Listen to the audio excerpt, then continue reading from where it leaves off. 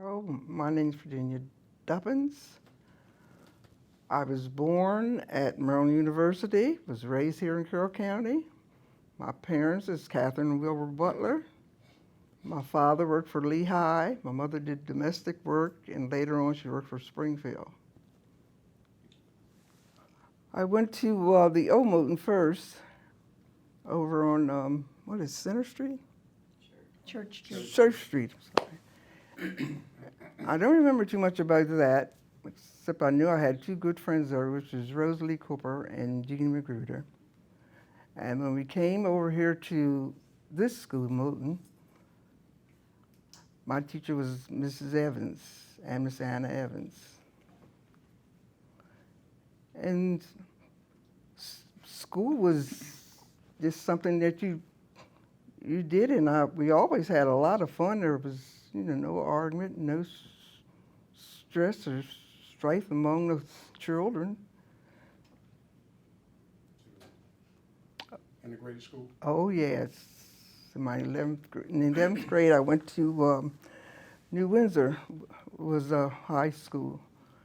And you could sit in class, and the children would call you names, throw things at you, and the teachers would just sit there like nothing was going on. There were many fights because my brother was also there, and he had many fights there. And of course, when we went to school there, the bus came right past the road, but we weren't allowed to get on the school bus, so we had to walk from our house to New Windsor to the school. I didn't even now think about integration, and had never been called such harsh, harsh names. It's something I wasn't used to, because all my family and all my friends were colored race. I didn't have any white friends. No. They may have better books than we had, but as far as learning, no, because we had very good teachers. And when you talk about books, what kind of books did you have at Moton? We had leftovers. What was leftovers from the white schools? They brought them into us for us to use. Sometimes you had all the pages, sometimes you didn't.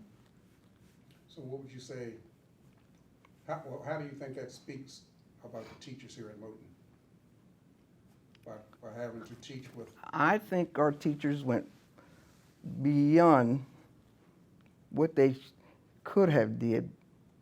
They went way beyond that to teach us right from wrong, and to teach us the history or math, whatever, even down, I think it was Miss Stanley that taught, I think it was called commercial typing and stuff like that. And I remember they would, of course we didn't have typewriters, but they had a typewriter they sent home with you for you to practice on, so that you could learn how to type faster. And we had stenography. So I think we had everything possible to get ahead in this world, right here at Moton. Okay. But as far as the education goes, I really think that's up to the child. When if they really and truly have their hearts set on becoming something, they can do it. I guess There's no holding back now. back in your time, how involved were the parents in seeing that you got an education? Well, my father, he was really high on education. He made sure that you went to school and you learned. Because he was very active himself. He was, one time he was hit at NAACP.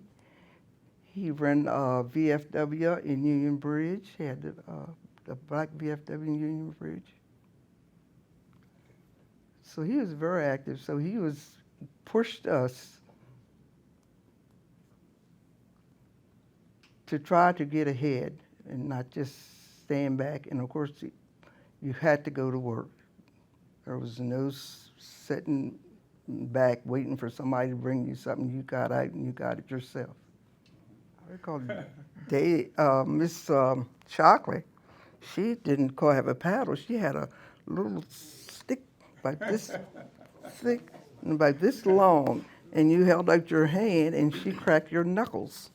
You were gonna say something, Janet. Oh, yeah, because we lived on an off-road. We didn't live on the main highway. And many times when we had a big snow, we'd be walking on top of the snow drifts in order to get to the main road to catch the bus. So about how far do you think you had to walk to get to the bus? Oh, we walked at least 2 miles every day back and forth, yeah. Well, the one thing I was thinking about was one day after school, some of the girls asked me to go over to Brownie's and have a Coke with them. Well, being 16, 17, you don't think nothing about that, even though this integration just started. I went with them, and we sat down, we got our Cokes, and I'll never forget, old man Brownie came out, and he said, "You can go to school with him, but you cannot drink in here." So I got up and left. I think that was one of the most hurtful things that has happened to me. I can change. Can I say one more thing? I just want you to know that it's not over. It's still going on, because yesterday my daughter called me, and she was right here in Westminster going out towards Target. And she was in the circle, and a young man pulled up behind her and hollered at her, "Get off the phone, nigger." So you see, it's still going on.